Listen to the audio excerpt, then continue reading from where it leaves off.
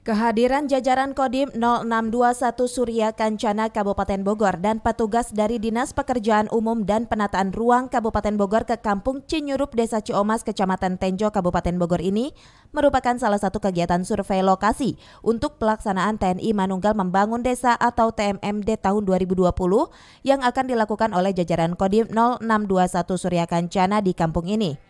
Rencananya pada kegiatan TMMD pada tahun 2020 mendatang, jajaran Kodim 0621 Surya Kancana akan melakukan pembangunan infrastruktur akses jalan di kampung ini. Pembangunan akses jalan ini nantinya akan menjadi jalan penghubung di 3 kecamatan, yang diantaranya Kecamatan Cigudeg, Kecamatan Jasinga, dan Kecamatan Tenjo.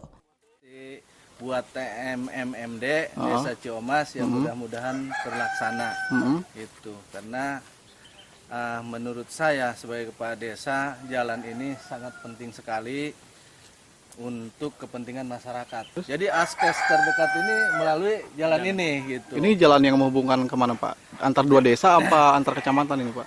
Ini antar kecamatan dan antar dua desa. Desa bahkan 3 kecamatan.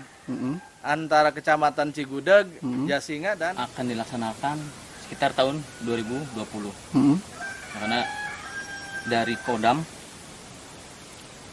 sudah menganggarkan untuk tahun 2020, khususnya wilayah Kabupaten Bogor, yang bertempat di Desa Ciomas, Kecamatan Tenjo, ya.